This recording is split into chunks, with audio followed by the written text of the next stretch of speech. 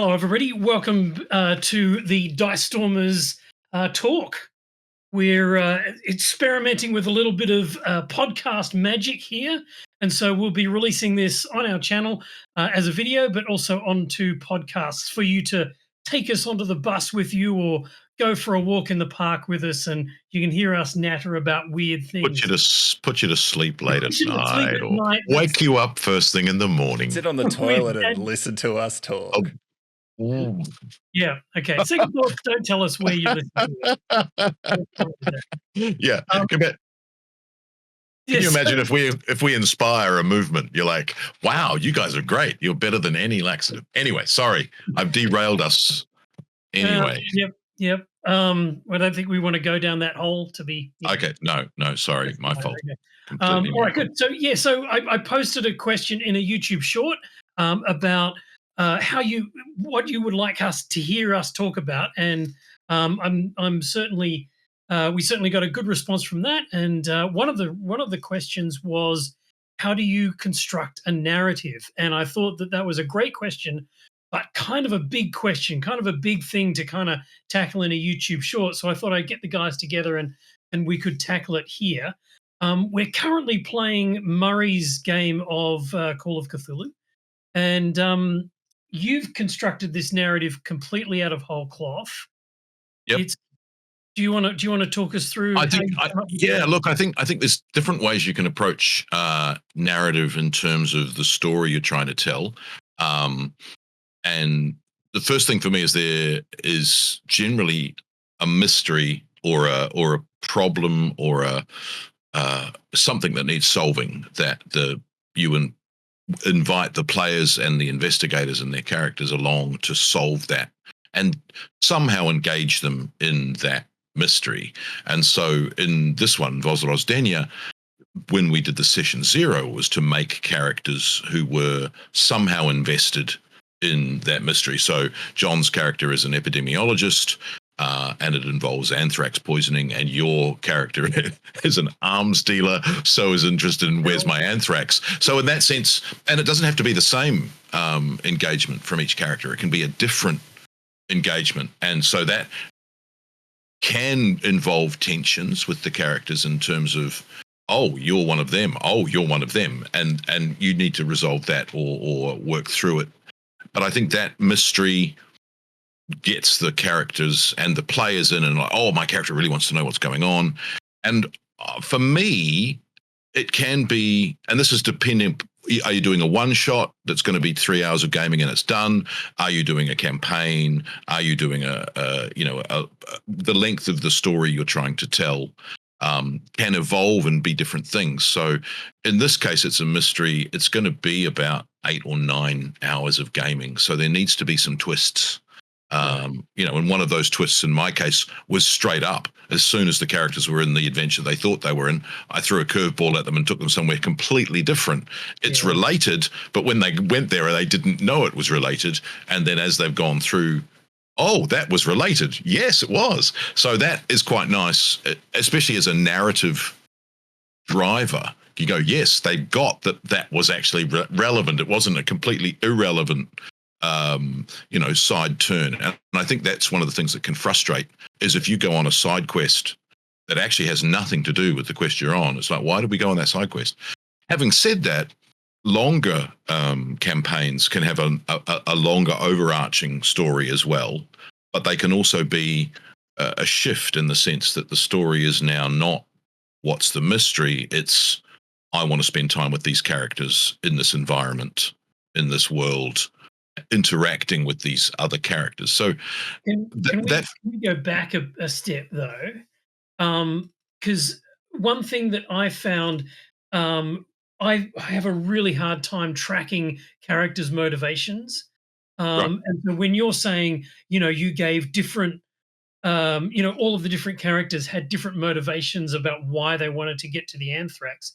Like, how do you keep that logged in your head, or does it not kind of matter? I think a good session 0 allows that to happen. And I think John's character, for instance, has had some issues going, why am I doing this? And sort of that, bring it back in and reassure the the character as opposed to the player, that they're relevant to what we're doing and why they have a reason for being here. They might not know it yet. So, and that can be tricky because I think you can start to deal with frustrations, both player and character frustrations.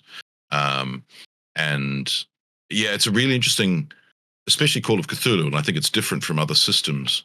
Discomfort and not knowing is part of the Cthulhu game.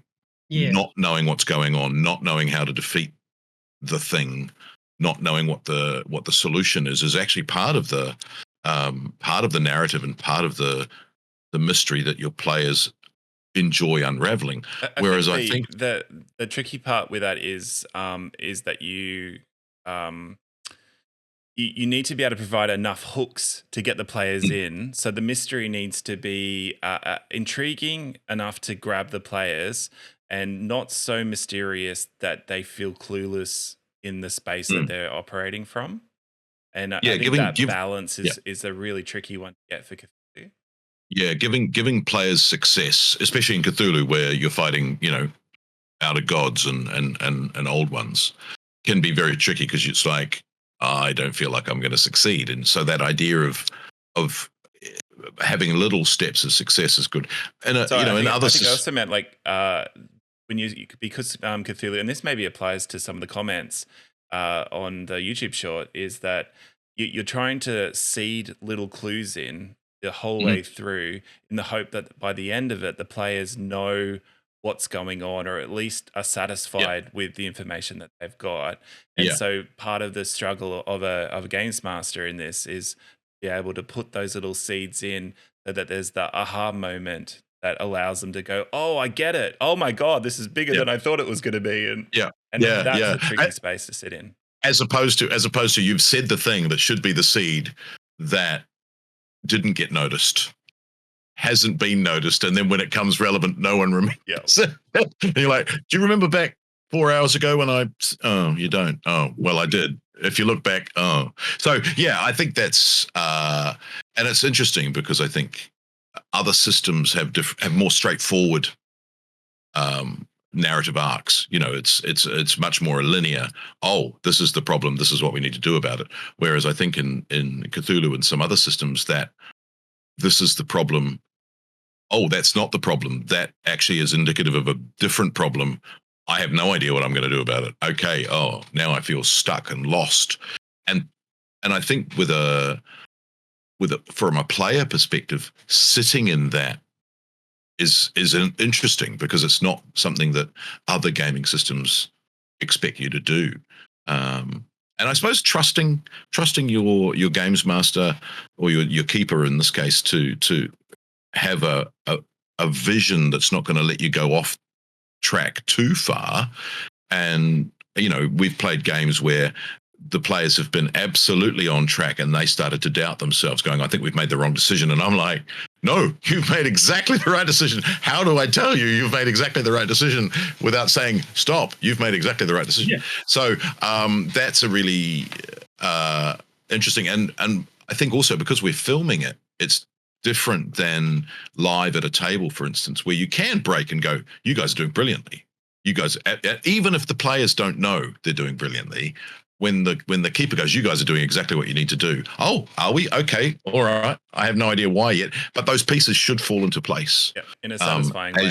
Yeah. In a satisfying way. And I think that there is a trust, I think we're not a gaming group where our GMs are adversarial towards our parties of players. We're not trying to kill them. We're not trying to defeat them in the sense of make them fail. Which is an interesting thing because I think if the party fails, if failure is part of the journey, that's the story, and the getting to that failure through best intentions is the part of the story you're telling, and that's a different thing to I want you to fail. I think we've had that old adage of the games master doesn't kill the players kill the players. The players will make dice the rolls. mistakes, knowing that they're going to do stupid things, and that's Yeah. on them. The dice rolls kill the players. Yeah. So absolutely. So look, so I think that's the thing. I think we talked off camera about what about when you get a pre-written adventure, and I think that in my experience with those, you can curate even a pre-written adventure. You can know, oh, my players like this bit, my players like. So, you know, as a GM, I think knowing what your players excel at or enjoy about role playing. Is it social interactions? Is it having the big combat because that's the build they've made? Yeah. Is it investigative? Is it doing maths? I hope not. I certainly hope not. The thing that I remember, I did that Eberron campaign with the Walking City, and you know that was kind of the narrative structure there was very kind of clear because as you were flying in a flying ship towards the city, all of it, and you got kind of close to the head or the chest of it, and all of the magic went out, and the ship basically blew up, and you crashed the ship right next to where the foot was coming down, and the players went, okay, we got to get on the foot of this thing, so you clambered on the foot, and from there your journey goes up inside the walking city, and there was this constant reminder of where you were, like you were halfway up the leg, or you were climbing through the stomach and things like that. There was also a time limit on that. Right. We needed to climb and solve the problem by a certain point, or else it was going to crush the city that it was walking towards. So I think that's another thing, having a time scale. You know, you need to solve this problem by X. You know, the good old countdown. And so that's a really useful narrative device. You know, your players can't get involved in side quests. They can't get diverted because that's the mission. Yeah. And so I think those are devices that you can use. But I was going to say, you know, knowing what your players enjoy and what they, you know, when I'm making an adventure from scratch, I can cater to each one of the players' desires and likes and dislikes. You know, I don't know when this will go out, but I've put the players in a place I know they don't want to be. Which is part of Cthulhu, especially, but it's part of other Cthulhu campaign is where we don't want to be. Well, so no, I was going to follow on from your conversation there, because there was one point when the players were kind of at the hip area of the walking city, and they looked out a window and they could see the arm like swinging past it as the giant was taking these enormous strides.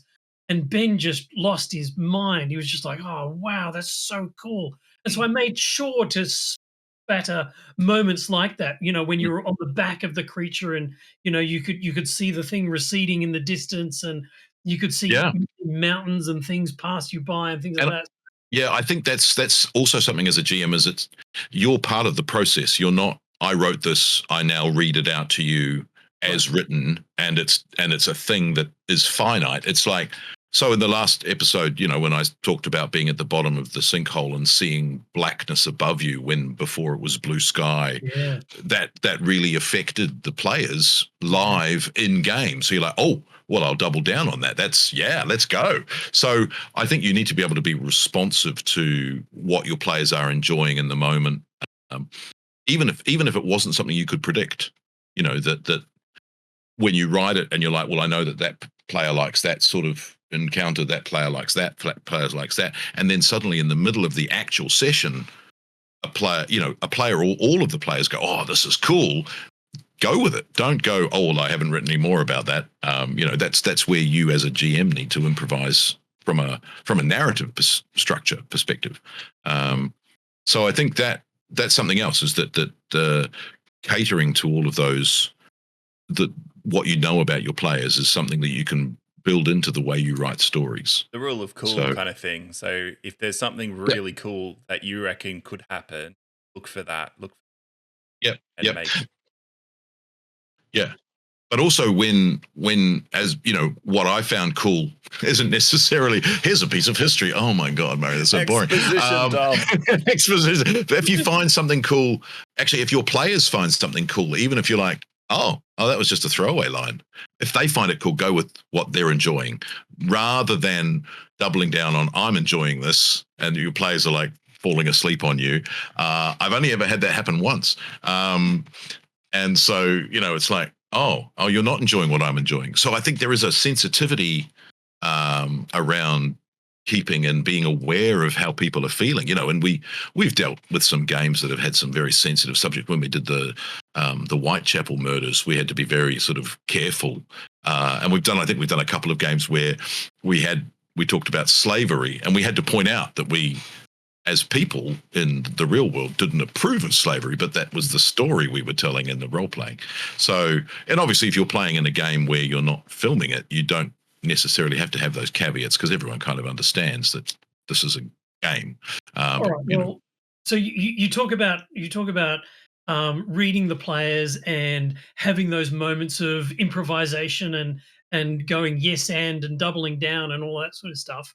But when does it go too far? Like how do you need to when do you need to railroad and when do you need to sandbox? Like, ooh, nice. I think so. For instance, getting back to your game, because you had that time limit, you couldn't you couldn't lose sight of the mission. This was why you were doing the thing.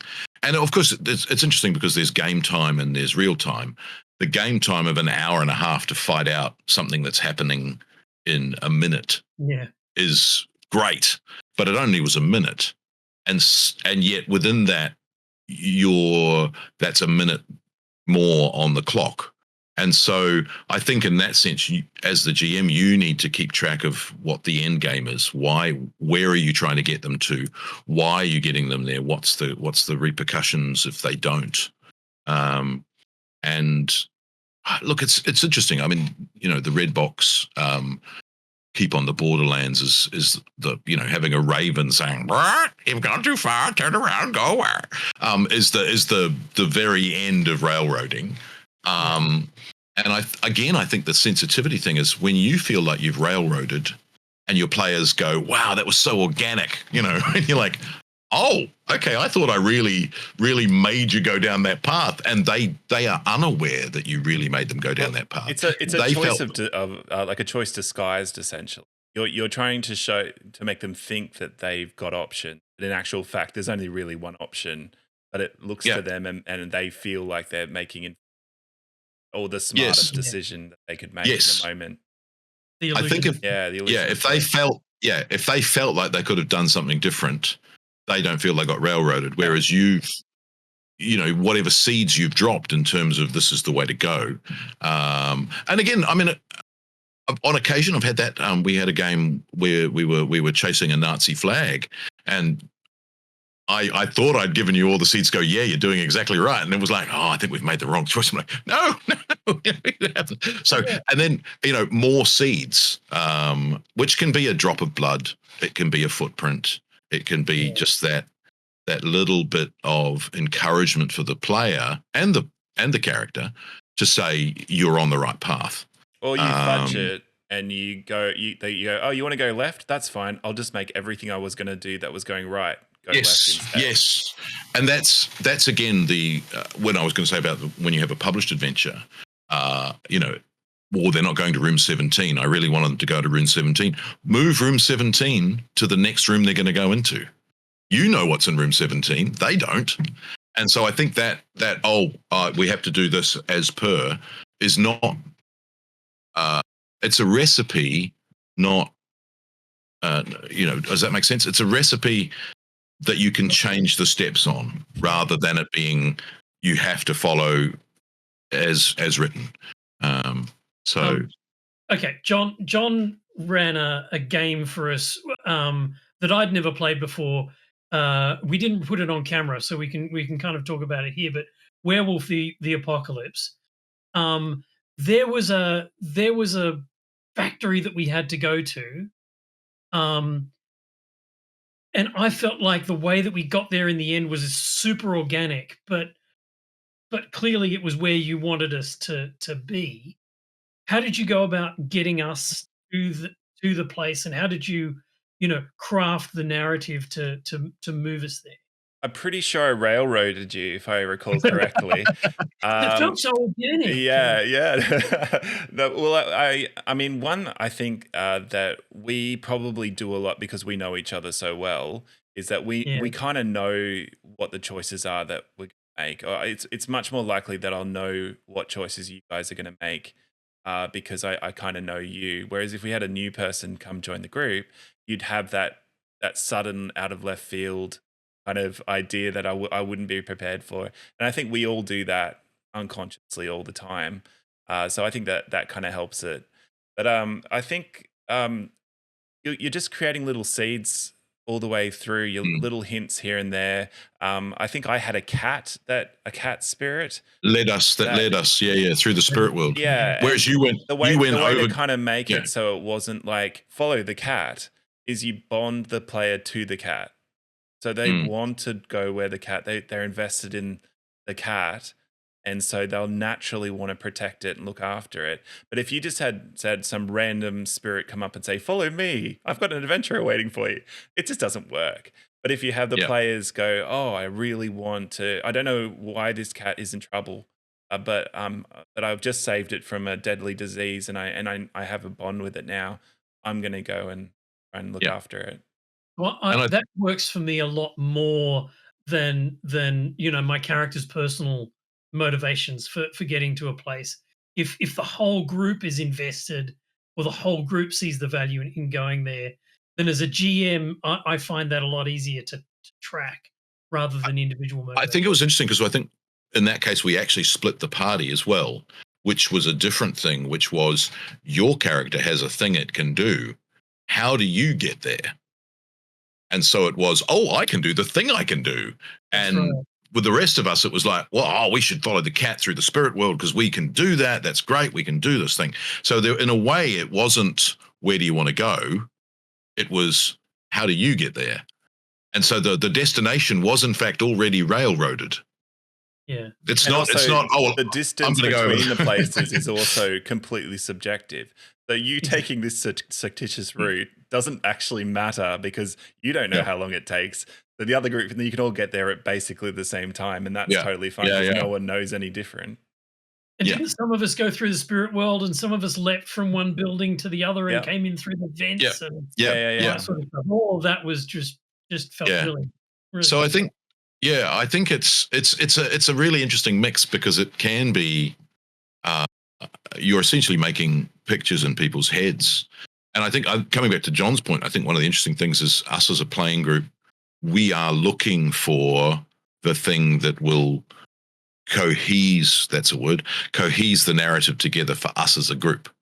None of us are really going, my character wouldn't do that. I don't want to do that. We're looking for what's the thing we need to do here. And so I think most of our games are cooperative and collaborative in the sense that we're looking for I'm going to use another C word, a collegial way that we all actually do the thing that we think is what we're wanting, what the GM wants us to do. And I think that's a really good thing for you to do as a player. Find what it is that will make this adventure work for the players as a party, and for the GM as someone running the game for that party. And that's about being sensitive and about listening and getting to know the people you're playing with, which is of course why we do it. Your point of trust the GM. I think trust the players that they have the best intentions in the game as well, and that they're not looking to sabotage and the game. They're looking for the best possible experience as well. And so all you're doing is providing opportunity for that to happen. Yeah, right. Yeah. Okay, good. Well, that's amazing. What's our time like, John? How are we? We're about 24 minutes.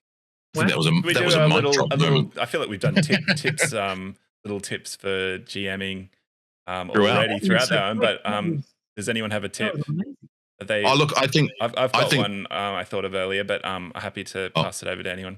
you do. I'll do my two, and you do yours. Let's do one. Let's do one to finish. No, it's a reiteration. So one is players trust your GM. Right. He wants you to have fun. He's designed or she's designed this adventure for you to enjoy. Two, GMs trust your players. That they also want to do the same thing. They want to enjoy the game. They want it to succeed. That was a nice summary of the whole thing. Yeah, I think the whole conversation could be something. Yeah. 24 minutes to say that. Should I share my tip or leave it for next week? Yeah, Absolutely. So my tip is something around the idea of social encounters and when to roll the dice on a social encounter. So do you try and convince the guard to let you pass and do a lovely flowery speech and then roll the dice, or do you roll the dice and then give the speech? And I think that both of them are equally useful, but they play out very different. And so I think the tactic is you can roll the dice, and then if you roll badly, then you role play a terrible social encounter, and that's totally fine. Or if you do a lovely speech and then say you roll badly, then the person reacts to you badly. So you can give the nicest speech in the world, but you have no idea what the other person's going to react. And so you've got those two different kind of options that you can kind of play with and not sort of be stuck in one, but flow between. That's my tip. Yeah, sweet. Bam. Do I have a tip? I mean, I'll reiterate the tip that I've put in the YouTube short, which is, find the theme of your adventure, find the theme of your narrative, and then sprinkle that all throughout the adventure. Keep coming back to it, even if it's in subtle or oblique ways, and just kind of scatter it through the adventure to remind the players of where they started and where they're going. I think. Nice. Cool. We'll see you again for another Dice Stormers. What do we call it at the start? A talk. A podcast Dice of Stormers some talk. kind. Make sure you're commenting, because we'll be reading the comments, and then we'll see if we can address any issues you guys are having in game, or if you've got any reflections that you have that you that we can read, and then we can respond to. Yeah. Or, you can bring up a Dice Stormers game that's 15 years old and go, hang on, back in 2011, you did this. And we'll try and remember what it was we did. Yeah. Nice one. Thanks, everyone. We'll see you in the next one. Yeah. Bye.